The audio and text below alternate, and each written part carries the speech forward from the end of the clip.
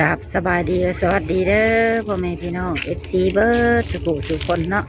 บอกว่าที่อยู่ภายในและก็ต่างประเทศกันยินดีต้อนรับก่อนซื้อซอง YouTube ของแม่สมหวังชาแนล มาพบมาพ่อก็แม่สมหวังวันนี้ก็นำพา FC มาหาสาวสุขเปิดใจเนาะทุกคนซึ่งสาวผู้นี้กับแม่สมหวังก็บ่เคยมาสัมภาษณ์เพิ่นจักเทื่อเนาะถือว่ามื้อนี้เป็นครั้งแรกที่ได้มาสัมภาษณ์เพิ่นทุกคนเลยทางว่า FC ทานใดสนใจหรือว่าอยากปรึกษาก็ทักไลน์อยู่หน้าปกคลิปมาได้เด้อทุกคนเด้อโดยทางว่าคำบอกคำจ่าใดเนาะมันบ่สุภาพก็ต้องกลับขอโทษก็อภัยได้หลายโดยซึ่งเดินทางมาบ้านสาวโสดนี่ก็ไกลพอสมควรเนาะทุกคนใส่เวลาขี่รถมอเตอร์ไซค์อยู่1 ชั่วโมงเพื่อสิมาฮอดโอ้บักไกลก็โอเคเนาะทุกคนเพื่อบ่เป็นการชักช้าเสียเวลาเฮากับไปไปลมกับสาวโสดเพิ่นพร้อมๆกันแล้วก็ที่สำคัญเนาะก็ต้องกราบขอบคุณ FC ทุกท่านที่เข้ามากดเบิ่งกดชมแต่ต้นจนจบโดยก็ขอให้ FC ทุกท่านจงอยู่ดีมีแรงสุขภาพเข้มแข็งอายุมั่นขวัญยืนเงินไหลนองทองไหลมาเฮงๆรวยๆเด้อโดยสาธุเนาะก็โอเคไปพบไปพ่อกับสาวโสดเพิ่นพร้อมๆกันเลยโดยสบายดีโดย วันนี้ก็พา FC มาหาสาวโสดอีกเนาะทุกคนผุดเจ้าผู้งามมาดิเป็นแว่นอยู่ ก่อนอื่นขอถามชื่อก่อนเนาะเอาชื่อว่าจังไดนะแอมมี่เอมมี่ก็บ่แม่นเนาะจักปีแล้วอายุ18 ปี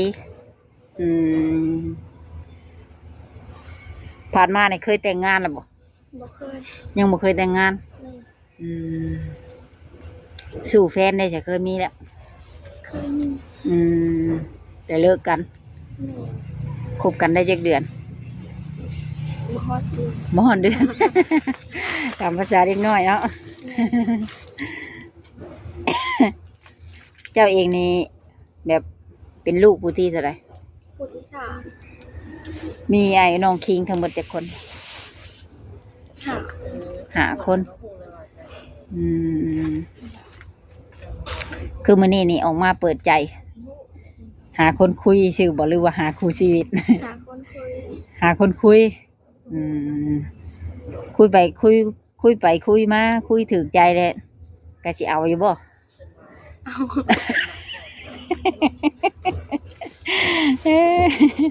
ุยไปคุยมาคุยได้ใจแล้วก็เอาแล้วเนาะมีแมงขี้หน้าค่ะตอมตาอยู่ทางเจ้านี่เคยเข้าโรงเรียนอยู่บ่เคยตัวนี้ยาหรือบ่หรือยังยาแล้วเรียนห้องใดม.4ห้องม.4เป็นอะไรคือยาเ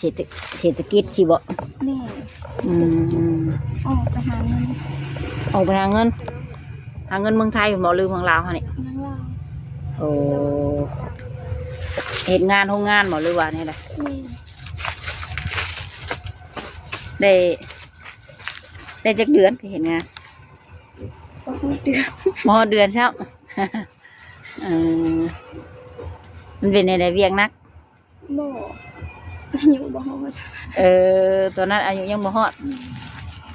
ไปเห็นงานใช่ก็อยากยากเนาะ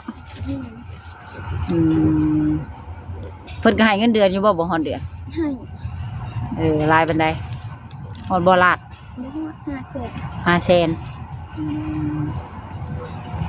ตอนนี้ถือว่ายาวเรียนแล้วชนิดเรียบร้อยภาษาลาวภาษาไทยก็อ่านได้เรียบร้อยตอบแชทตอบไลน์ถือว่ามีปัญหาเนาะออกมาเปิดใจนี่มีสเปคตั้งไว้อยู่บ่นะบ่มี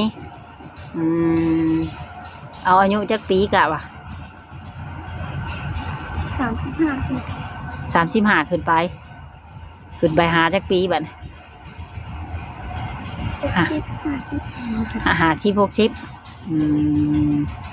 60 ผ่านมาคนที่เขาคุยนี่อายุน้อยกว่า แม่ เออก็เลยคบกันบ่ได้โดนเนาะพิดกันบ่ แม่ หรือว่าเพิ่นมีผู้สาวใหม่หรือจะมีผู้บ่าวใหม่ บ่เข้าใจกัน บ่เข้าใจกัน อืมอืมก็มักหนมทางใดเป็นพิเศษแบบนี้ลาวไทยหรือต่างประเทศ ทั้งในก็ได้ ทางไหนก็ได้ เคยมีผู้บ่าวมาหาเพื่อนอยู่บ่บ่มี อืมออกมาเปิดใจนี่พ่อแม่ก็ฮู้อยู่บ่แม่นหลักมาเปิดใจบ่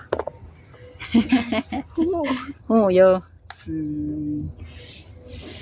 เอ้ยอ้ายนี่มีครอบครัวเบิดบ่ มีแต่อาย มีแต่อ้ายยัง4 คนบ่มีครอบครัว แม่ อืมพ่อแม่ก็ยังเบิดได้บ่เสีย แม่เสียแล้ว โอ้ยังแต่พอเพิ่นเอาเมียใหม่แล้วบ่ ย่าง ยังอยู่กับลูก อืมนี่เสียงกุ๊กๆขออนุญาตแล้วหมาในใหญ่จ้ะตัวมันตัวมันเอ้ยแม่เสียไปได้จักปีแล้วฉันนะ 5 ปีแล้ว 5 ปีแล้ว อุบัติเหตุบ่หรือว่าพยาธิ อันเนี้ย เออเฮ็ดอาชีพหยังอยู่เรือนเฮ็ดนาอยู่บ่ นี่ เฮ็ดนาได้ข่าวลายอยู่บ่ 50 50พอได้กุ้งกินเนาะ นี่ อืมยามแรงสิก็เฮ็ดอาชีพเสริมอยู่บ่ ติด เฮ็ดหยัง ปลูกมัน ปลูกมัน อืมพอแล้วบ่ นี่ เออ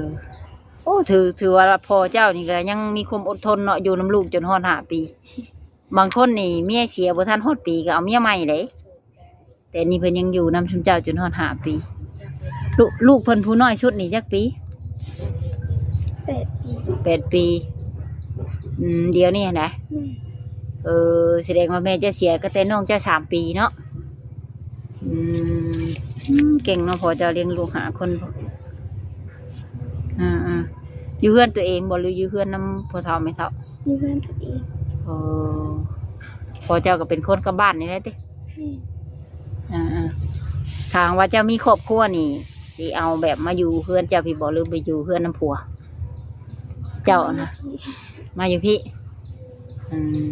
เป็นหยังคืออยากไปอยู่เพื่อนเพื่อน ก็มีผู้อยู่เลย บ่มีผู้เบิ่งน้องเบิ่งนงเนาะ นี่ ผู้เพิ่นมีครอบครัวนั่นเพิ่นไปหาเงินเมืองไทยบ่ หมออยู่ในบ้านนี่ ออกเกินแหละ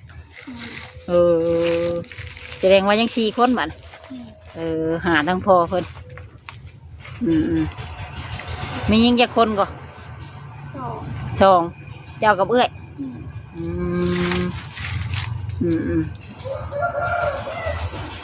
พอห้างพอใหม่ก็รับได้อยู่บ่น่ะ ได้ มีลูกติดลูกหยังก็รับได้เนาะเลยอายุน้อยหักรับได้อยู่เนาะทุกคนบางเทื่อก็สิรักยิกลูกคนอยู่แล้วคำดื้อก็ได้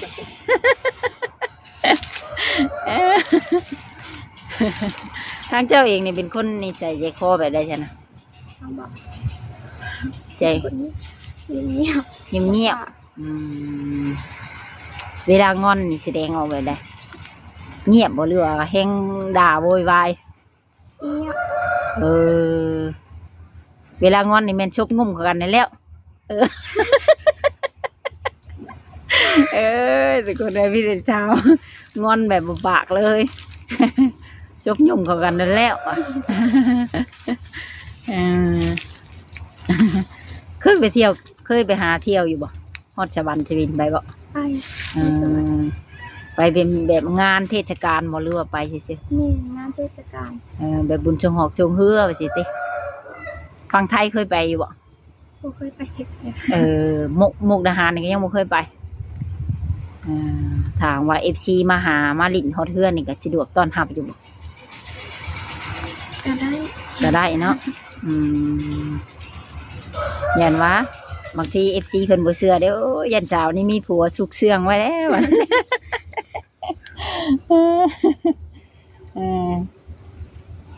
น้องเพิ่นก็จะคุยเบิ่งก่อนเนาะเพราะว่าอายุก็ยังน้อยอยู่ผู้บ่าวแถวบ้านนี่บ่มีบ่ผู้มาแอบมักแอบได้ นี่แต่บ่มา โอ้มีแต่เพิ่นบ่เปิดใจคุยนำเนาะอืมเพิ่นมักนมทางไกลทุกคนเลยคันว่าเพิ่นนัดให้ไปลินไปเที่ยวอยู่แถวมุกดาหารนี่ได้จะไปได้บ่ บ้างก็ไป ฮะ ได้ ได้เนาะแต่ไปกับหมู่บ่ไปคนเดียว แม่ อ๋อเนี่ยเพิ่นฉกช่องไปเลยเออเออไปกับหมู่เนาะฉันก็ไปครับ YouTube ก็ได้ แม่ ไปนัดพ่อกันไปเบิ่งซะก่อนแล้วก็จังนั่นก็ได้ เพิ่นก็บ่เฮ็ดโลโลเล่ๆดอกมีแต่เฮานี่แหละคือย่านซื่อๆเพิ่นเฮาคือย่านไปเอง เพิ่นก็ให้คือย่านเฮาคือกันแหละ เพิ่นคือย่านเฮาคือย่านเพิ่นแบบเดียวกับเสือ เสือก็ย่านคนก็ย่านเสืออยู่ ทางเจ้าเองนี่แต่งกินเป็นบ่นะเฮ็ดกินเป็นอยู่บ่พอได้เนาะ แม่ อืมคุมื้อนี่ส่วนหลายคนเฮ็ดกินในเฮือนนั่นเป็นไผเป็นเจ้าบ่หรือเป็นเอื้อย เฮา อ๋อ เพราะว่าเอ้ยอยู่ไทย เอื้อยอยู่ไทย แม่อยู่ อื คนเดียว มมีแต่เจ้าแล้วเนาะเฮ็ดแปลงพางาย แม่ พ่อในแต่ละมื้อเพิ่นไปใช้ เพิ่นอยู่หน้า โอ้ เพิ่นนอนหน้าหรือเก็บสวน เอ่ออยู่เฮือนนี่มีแต่เจ้ากับน้องเนาะ แม่ น้องเขาโรงเฮียนเลยติ เข้า เอออ่าของเฮียนย้อนเศรษฐกิจทุกคนเลยแม่ก็เสียแน่เนาะก็เลยดึงหน้าดึงหลังได้บ่า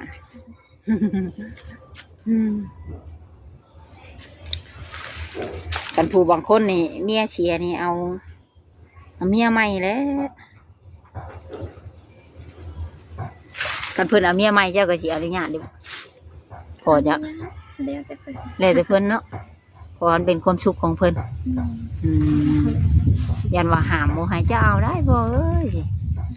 บ่หามเนาะโดยทางเจ้าเองนี่มีช่องทางติดต่อทางใดนะ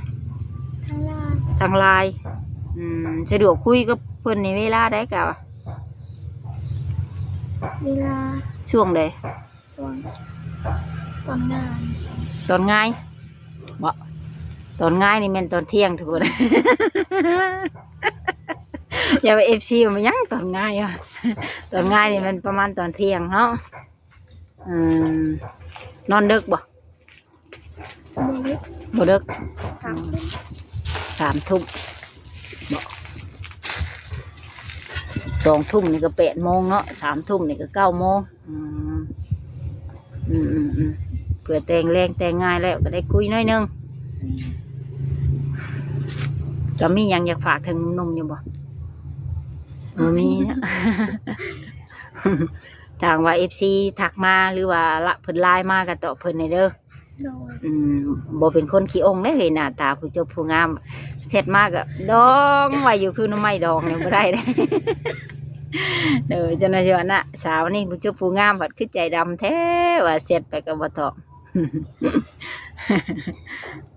ก็โอเคเนาะนะสำหรับคลิปนี้ก็สิได้ขอโจกคลิปไว้เพียงเท่านี้ไว้พอกันใหม่อีกมื้อหน้าเนาะ โดย เด้อสบายดี ก็โอเคเนาะทุกคนหลังจากที่ได้สัมภาษณ์สาวโสดเพิ่นเป็นทีเรียบร้อยแล้วเนาะทุกคนก็หวังว่าสิถึงมกถึงใจบ่หลายก็หน่อยเนาะถ้าหากว่า FC ท่านใดสนใจอยากทักหาสาวโสดก็ทักไลน์อยู่หน้าปกคลิปมาได้เด้อทุกคนเด้อโดยทางว่าภาพใดเนื้อหาใดมันบ่เหมาะสมเนาะก็ต้องกราบขอโทษขออภัยหลายๆก็โอเคสำหรับคลิปนี้ก็มาฮ้อนหมองนี้ก็สิได้ขอโจคลิปไปเพียงเท่านี้ก่อนเด้อเนาะไปพบกันใหม่ในคลิปหน้าสำหรับคลิปนี้ก็สิได้ขอตัวลากลับบ้านก่อนเพื่อสิกลับบ้านนี่ก็เช้าใส่เวลาอยู่1 ชั่วโมงป้อแมวขึ้นไปนอนอยู่หลังพุ่นเนาะจะว่ามันบอกเลขกับประจังมาเลยเนาะขึ้นไปนอนตากแดดคักแท้เนาะปาดฝรั่งเอาเลยโอเคบายบายเนาะไว้พอกันใหม่อีกเด้อทุกคนเด้ออันนี้ก็โมเมนเสาอย่างเด้อทุกคนเด้อ เป็นเสาที่เพิ่นโค้งเผาดินจี้โมเมนว่าบอนเพิ่นจูดคนต่อคนตายได้นี่นะเพิ่นโค้งเผาดินจี้เนาะควันมันจะไปออกอยู่เทิงหันแต่ตอนนี้เพิ่นบ่ได้เผาบ๊ายบาย